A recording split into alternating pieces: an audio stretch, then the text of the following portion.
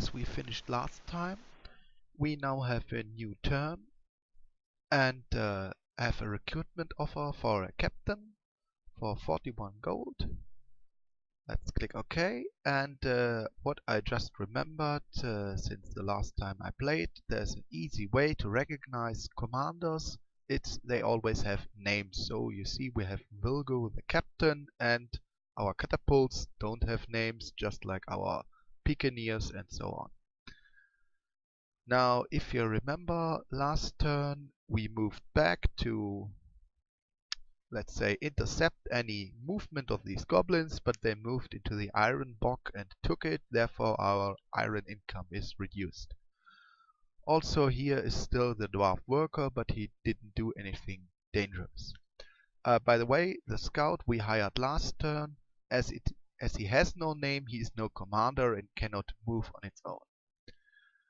So let's see. Yes, the captain is still too expensive. Also, if we would have 41 gold, we wouldn't hire him because he cannot do anything else than moving units around. And currently we have here the High Lord and the Baron, and we do not have many units, so 2 commanders are enough at the moment. Let's see. Let's move first the High Lord and move him south in the hope that I reach, yeah, great, a hamlet. Now there is nobody in there, hopefully.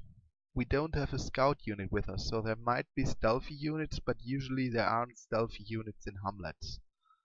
Oh, what is this? This is a town.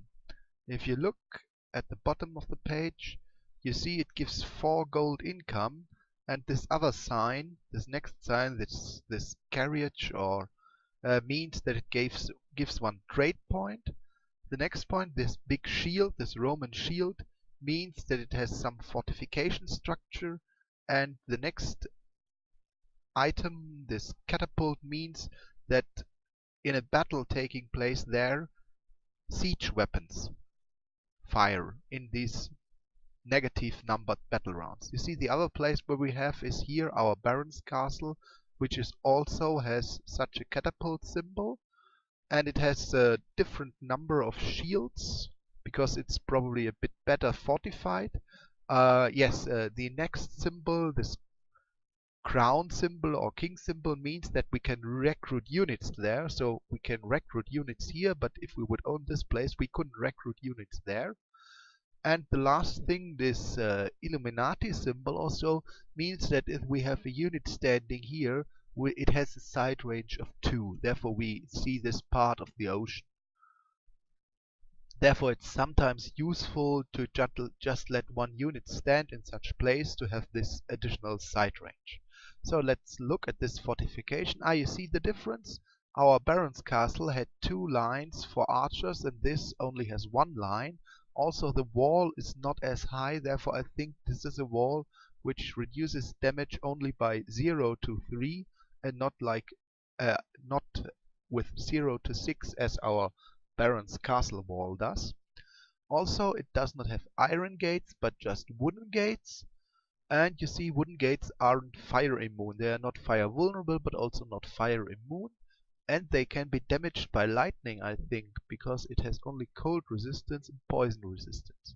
Well, and it does not have as many hit points, and it has less armor than the Iron Gate, and also there are 2 gates, so there's more space to get through.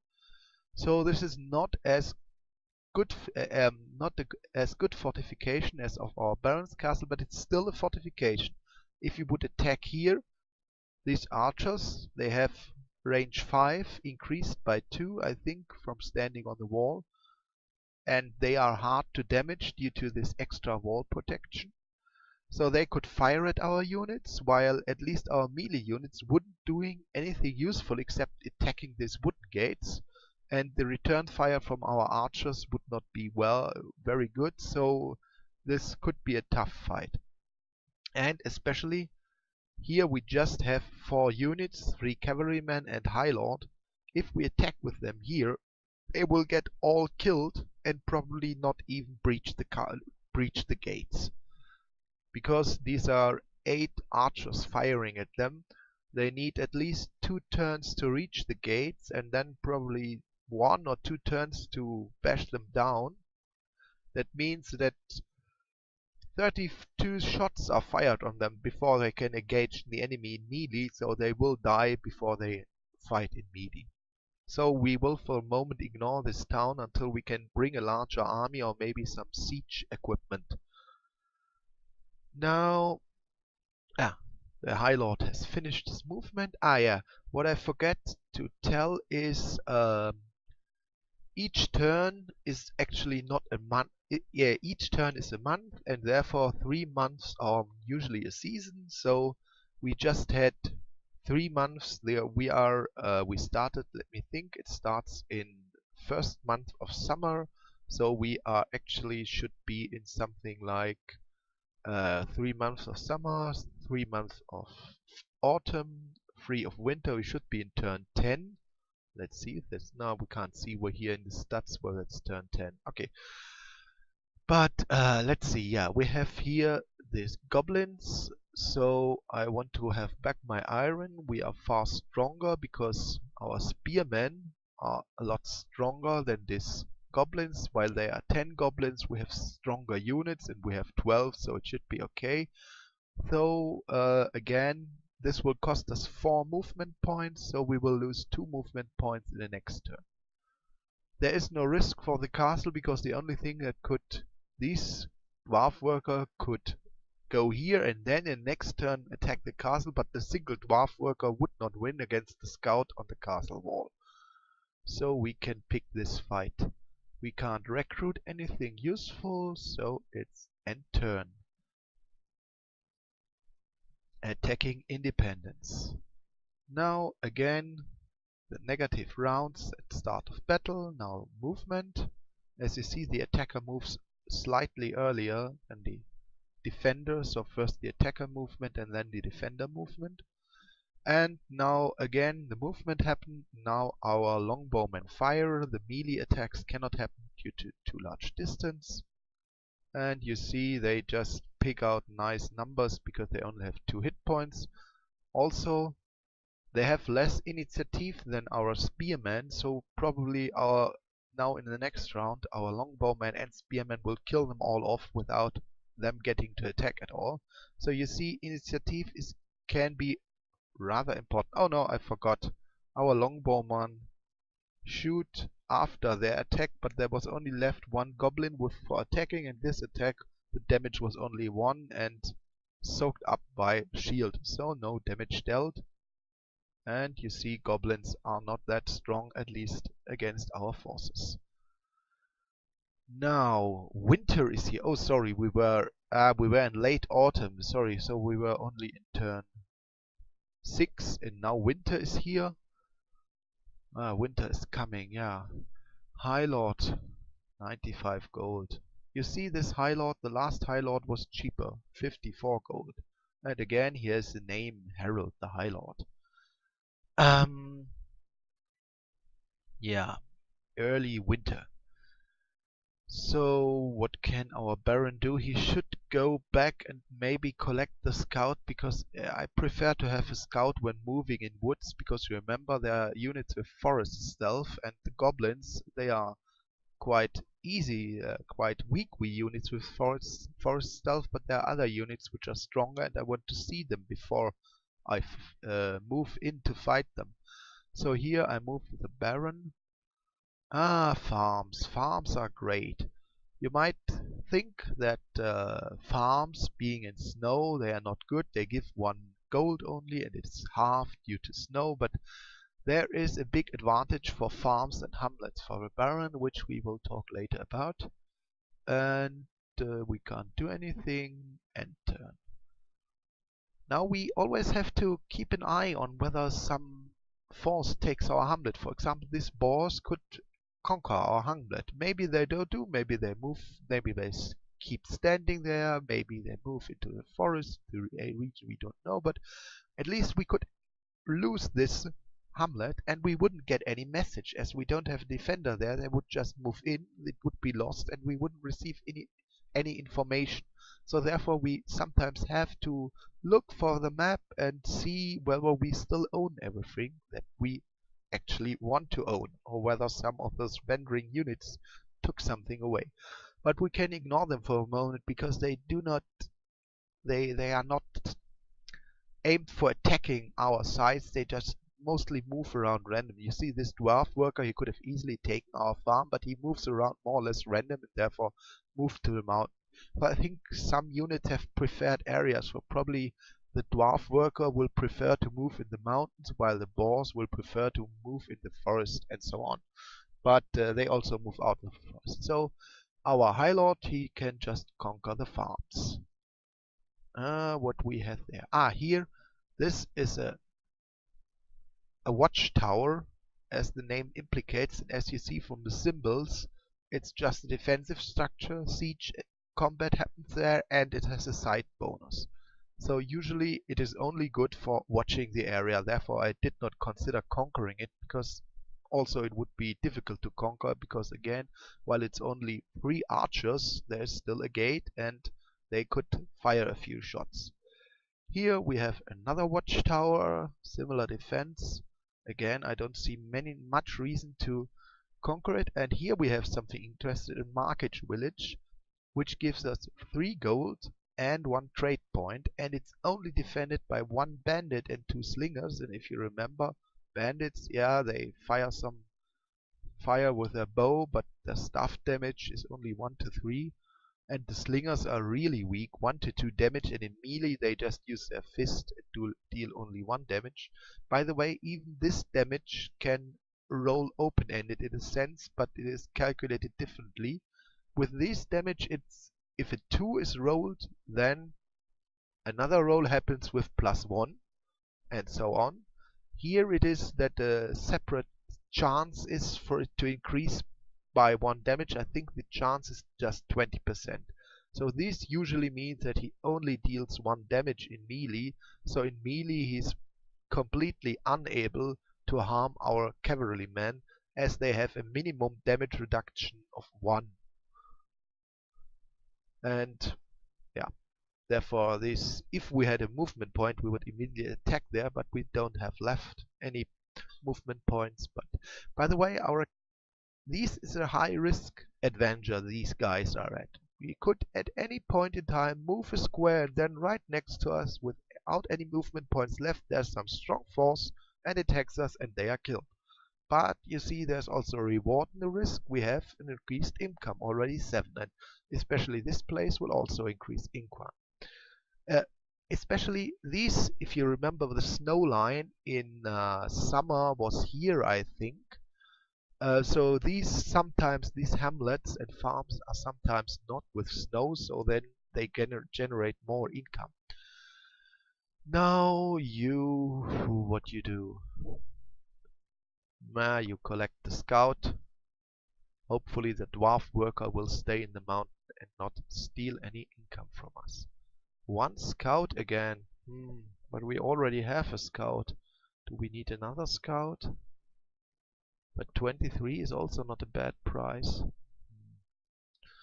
Let's see. I pick up this scout. By the way, I press there are several buttons, like A, then you select all or deselect all units. Then there's you could use the button S.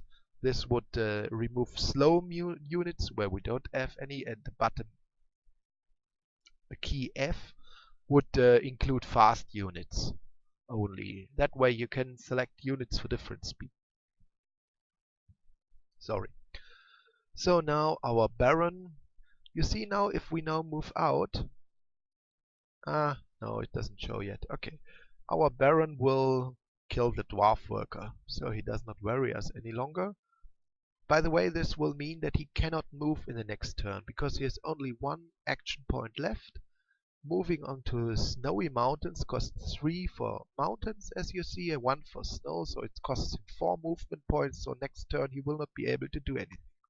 And I again forgot to raise levies here. Okay, I will have to think of raising levies. So, Market Village. Now they moved away. We move in, and now of course we use raise levies, and now I get more. The larger the settlement is, the more units you get. So it was a bit expected that it's not only 3. And you see these 6 units, they are already capable, for example, of fighting off these 3 units. So it's quite useful. We don't have to spend time to attack them. We can directly move back to the hamlet and raise levies there, which I should have done at the start. Which I should have done when moving through that hamlet, but sometimes I just forget this. So another point, we now have a trade due to the market village. We could now decide how to trade. Question is, do we need iron or don't we need iron? We could sell or buy iron, 1 per turn. Let me think shortly for a moment. Iron is useful. Yeah, we have here some good units requiring lots of iron, so I think we will buy iron. We will not buy the scout because I want to use the money.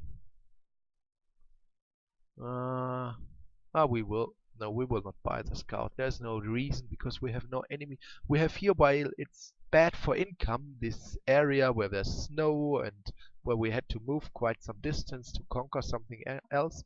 It is at least easy to spot any units coming here, and then we could still recruit some defense. Yeah, again, this battle there will not be much happening because longbowman and the scout, which by the way has less range than the longbowman, but they will probably kill the dwarf worker before anything happens. Yeah, no problem here. By the way, you see these mountains. Mountains usually have some small structure similar to the castle wall in the city, in fortified locations, where a few archers are placed atop these walls, and these archers also receive range bonus and they receive a defense bonus. I think it's only damage reduction by 0 to 3. So, but usually in mountains there are only 1 or 2 places for this better placement of archers, so it's not important in mountain combat as with real fortifications. So, you see, our Baron does not have any movement points left. He had to use 4 and therefore lost also this round. Wait, let me think. Yeah, we had a High Lord to recruit, but we don't need currently a High Lord. This High Lord, he cannot raise again levies. So we can ignore these bandits as these levies are strong enough. You see, we got spring, and these now, they are no longer with snow, and therefore they get good income. You see, the market village gives the full 3 income, and now we have already 12 income, which is a great improvement. Now we move up there to raise levies, and now we can't do anything anymore. Independence. Oh, someone is attacking us. Shelmeric. Ha! They try to fight down our levies, but I guess the levies will win. So you see, this is a big advantage of the Baron, which makes him a little bit easier to play. You have defenses for free, which take care of a lot of wandering units, of a lot of snake units. Now let's see. Everybody closes in. Now the slinks will fire because melee range is too great.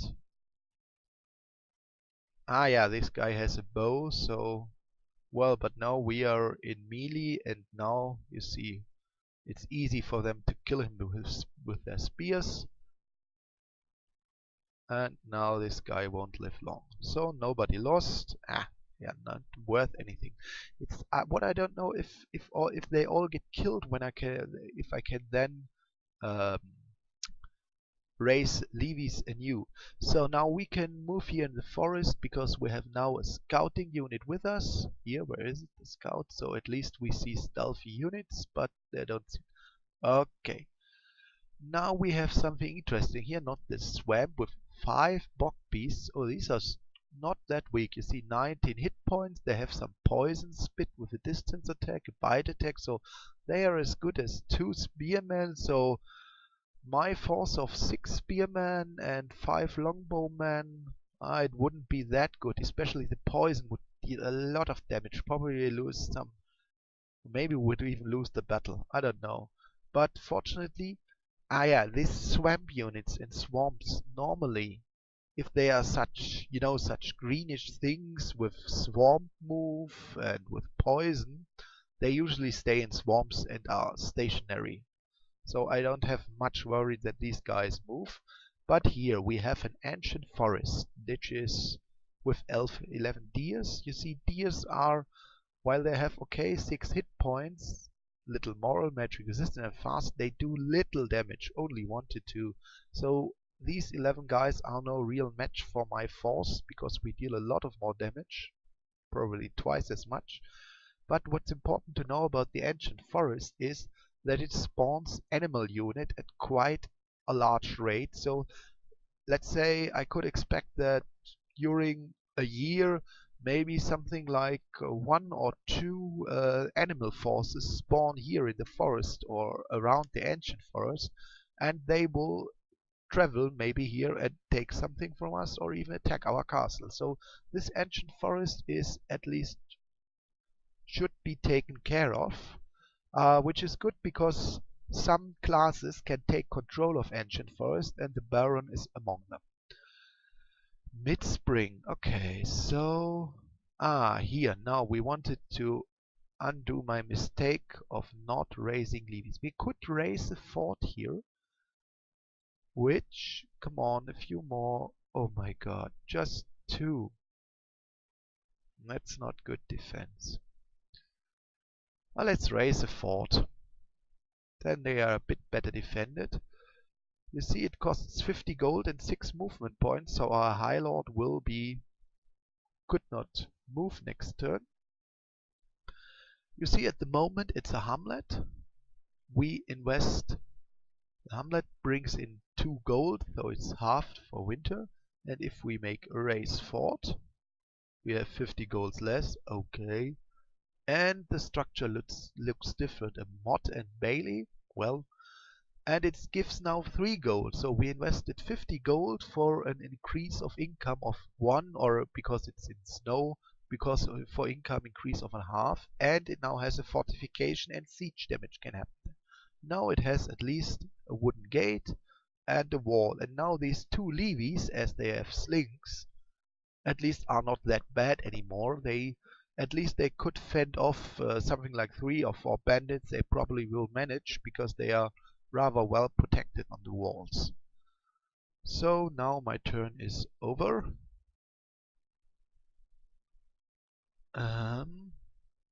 Yeah, let's see. You see, you needed 6 movement points, so he still does not have any this turn. I'm not sure whether if I would have first have built the fort and then raised levies, whether it might then have been a better result. I will try sometime in the future. So he cannot move anything, we cannot recruit. Now we have 2 iron and 13 gold, it's okay to buy. So now we will Shelmeric 11 DSL. Here, especially in ancient forests, it's important to have scouting because often in ancient forests there are stealthy units, very often. So now at least there are no stealthy units, and as I said, the deers don't deal much damage, and we want to make this ancient forest stop spawning units. So we end turn. Yeah. So they move fast, therefore they move 2, but it's still too far for melee damage, so at least our archers can kill 1. Now the antlers are the spears have initiative 6, then the antlers attacks happen with initiative 3, and then our bow attacks happen. So again, our spearmen can kill a lot, hopefully a lot of them. Yeah.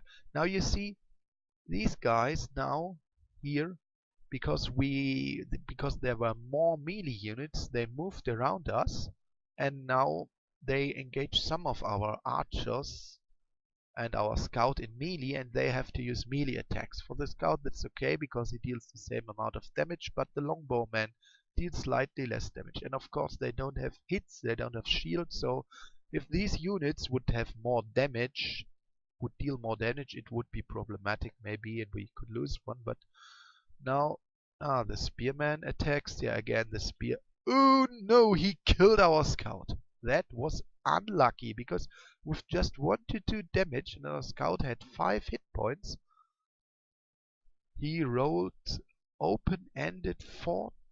I think he must have rolled 4 times a 2, which increases damage each time by 1, and then a 1, and for 5. And that was unlucky. You see, real unlucky hit, and it was really not that good because the scout it costs 16 gold and it was important. But well, we were unlucky, so we lost him.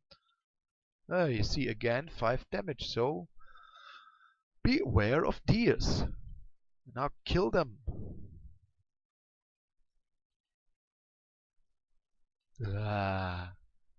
Great. So we lost the scout. Yeah, now summer is here, but therefore it was important to conquer the ancient forest. You see here something that is also special for the Baron. This year's conscription resulted in 3 knights, 12 spearmen, and 1 exotic troops. Let's see, go to it. It takes. These troops always appear in our Baron's castle. So therefore we should never lose our Baron's castle, because then this recruitment would not happen. And it always happens in early summer. This is especially important if there are some effects which increase the duration of some seasons. For example, there are sometimes some special stone site where you can increase the duration of summer from 3 months to 6 months. This would be a disadvantage for the Baron because it would take longer before his recruitment happens. Now, you see, we control the ancient forest, and yeah, now the recruitment. Let's see again. Message: we get 3 knights, 12 spearmen, and 1 exotic troops. You probably want to know how this happens because, you remember the price list. 12 spearmen. Each spearman costs 10 gold, so effective this was 120 gold for 3. And then 3 knights and 1 exotic troop, which might be even better than spearmen. So this produced a lot more effective troop strength than our entire income. Therefore, we should understand where we get these units. So, if I remember correctly... Oh, I don't remember correctly. Ha! Okay, to explain what I know that each farm we control in early summer. So it's really, it does not matter, you can, if you don't control the farm the entire year, it does not matter. If you control it in early summer, I think it gives you 1 spearman, but that does not fit to, I think it gives you even 2 spearmen. That would explain for 2, 4, 6, 8 spearmen. I know that market villages don't give any conscription. I know that Hamlet gives 1 knight conscription. The ancient forest gave that 1 exotic troops. We still have to look what they are. And maybe this Moat and Bailey gave 2 knights and 4 spearmen. Then they would be awesome. Then I would have to spend all my money into transforming them, but I would have to test out. So you see, and this is the only thing that give conscription: farms and Moat and Bailey's, ancient forest, and hamlets. Therefore, they are very important to control, and therefore it's not that catastrophic that these 2 farms and this hamlet are in snow, always in snow terror, because they still give their conscription. So let's see what we got. We got spearmen. We know them; they're okay, and we got knights. These are the guys we fought and where we lost 2 cavalrymen against. So these units are the strongest unit the Baron will get in larger numbers, because we get them for hamlets. So if we control 10 hamlets, we get 10 knights, and they are really strong with 11 hit points, 3 armor, and a shield, a lance charge. And if you remember the battle, they do a lance charge and a hoof attack in first round of melee combat, and then broadsword attack and a hoof attack. And you know, this hoof attack is as strong as the attack of the spearmen, so these guys are at least worth 2.5 spearmen, maybe even 3 spearmen. So if I could recruit them, I would probably be happy to pay something like 25 or 30 gold per knight, because it would still be a good deal. So, and here we have the exotic troop, which is a unicorn knight riding a unicorn, which looks even much better. Wait, let's see, the knights had battle fast, so they only move in combat 2 and otherwise have 3 action points. And this unicorn knight, so he has even more hit points. He has very good magic resistance, very good moral. He has also 3 armor. He has a lance charge with even more damage, so this ancient forest was really good. This unit is worth at least 30 gold, I would say. You see, therefore it was not too bad to lose a scout for conquering the ancient forest, because we got a unit and we will get next year again hopefully such a good unit. So it has a broadsword, it has an alicorn. Now I suspect, as I said, this is sometimes not clear, but I suspect that in the first round of combat it will make a lance charge and the alicorn and the hoof attack, because lance charge and broadsword is what the knight does, and as he has a shield, he should have decide only to use either the lance or the broadsword, because he has only 2 arms, while the unicorn will probably attack with his horn and his hooves, or its horn and its hooves. And you see this horn is also very good, 1 to 7 damage. So this is a very good unit. It's also a fast unit. So unlike the knights, which are similar from armor, they actually also have 4 action points per month. And now something interesting, it's poison resistant. So if we ever have fight poisonous units, and here this ability, fast heal, it recovers lost hit points a lot faster, and it also heals battle afflictions slowly. So this is really an up knight, a really good knight, so it's rather good that we conquered this ancient forest. Now I think the Baron will move back to collect these units and maybe conquer something. Maybe we can consider conquering this town with his added forces. But first let's see, our High Lord, 3 boars, that's okay. So again, these units, as they stand on a specific structure here, a watchtower, they will not move. Just these units, tent village. Wait, okay. This also will not move, and this tent village gives 2 gold, so we should consider whether attack it. There's a captain, he has only a melee attack and stands in the back. Okay, he has armor 1. And they are halberdiers. We have to be careful with them, 1 to 8 damage, so they are deal a lot of more damage than spearmen. And they don't have a shield like spearmen, but they have 1 armor which is nearly equivalent, so you could say that they are like spearmen, but they nearly deal double damage. And of course they have only 5 initiative, but that's not that dramatic. So I think we could attack them, although maybe we lose a unit. Yeah. So we would have to consider. Now, and turn. Oh yeah, we have to see here still.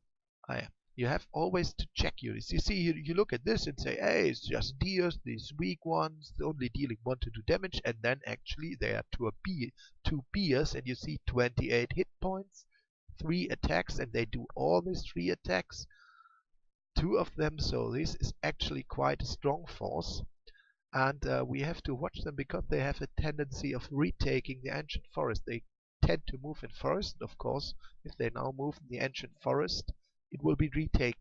That would at first be bad coming next summer, because then we wouldn't again receive such a good knight, such a alicorn knight. And also, as long as this green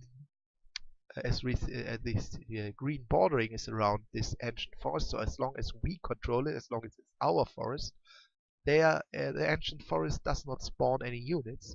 So if they retake it, this spawning will happen again. So probably I will walk up, collect these units, and then reconquer the ancient forest. But that's okay, because I can finish that before next summer, and so recruitment will not be limited. Yes, there is one thing we have to talk about, which I forgot.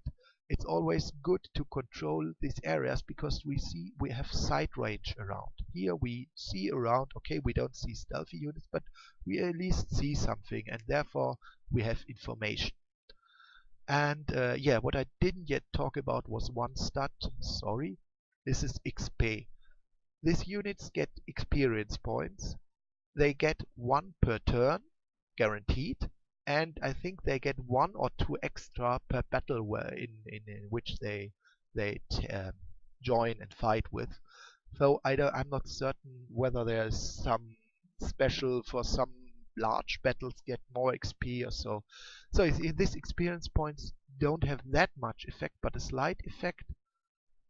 It is not written there, but you see down there in the text that at experience 20, 60, 120 and 200 they gain some bonus.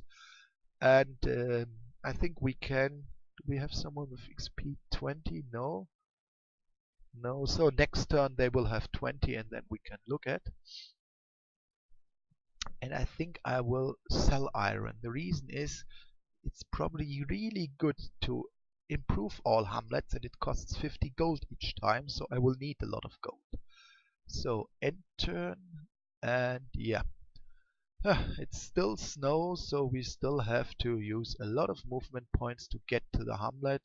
So our baron will be busied with converting this hamlet and then moving back. Yeah, I said we could attack, but important, with attacking all our action points are gone. So maybe we could just move a bit around and check what's next. And we see there's an undefended farm and we still have 2 points to go back and attack there. What's it? Ah, a frozen river. Yeah, here we look at the tower bridge. It does not give money, but it's mainly there one can recruit units there. Oh, also important, as I said, one loses either if one has no commanders left or one has no recruitment sites left. So if we conquer these, then we have 2 and we are a bit more safe against losing, because the enemy would have to take both and kill all our commanders. So, but you see, this is again a fortified structure, so we don't attack there. It would be pretty bad. And again, you have to be very careful with clicking. It's called, I think in the description there's a tagline roguelike, and in this respect it's roguelike. If you do a mistake, if you do a misclick, you could lose a lot of. You could lose hundreds or maybe even thousands of gold pieces in return. For example, frozen rivers. This river's piece is always frozen because, you know, we have summer, so ice line, snow line is maximum north, so this is always snow, or probably always snow, save some special effects. But in winter, this part was also frozen, and one can move upon frozen river. That's no problem. I could move there. It would be 2 movement points because it's snowy terrain, so 1 extra movement point and 1 base cost.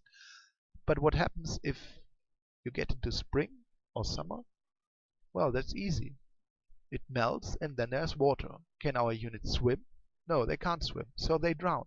So if I have my large indefeatable army of 500 units and powerful demons? No demons? No, demons cannot swim either. And if I misclick at the end of winter and move upon a frozen river and then it melts, then my 500 units are dead. So you see, you have to be careful where you click in this game. So I click here and I click here because I think I might win that battle without much losses. And yeah, and turn. Let's see now this battle. Again, nothing happens at start. Movement 2 against movement 1. Now, nothing happens in this round as nobody can attack each other, so just the next round happens. Battle round 1, we close in. Now it's interesting. They have initiative 5, deal a lot of damage. We have initiative 5 and deal a lot of damage. Who is lucky to go first? Ha! One of our cavalrymen is lucky to go first, and great. Took them out. No damage received. You see, in this case, spearmen might have even been stronger, because with initiative 6, they at least would have attacked before being killed. Now next round is, and again movement. This cavalryman moves close, so initiative 4. Some of our cavalrymen, at least two, don't have used their lance charge, so their lance charges should come now with initiative 5 first. Lost eye, make attack useless. You have a second eye, use it.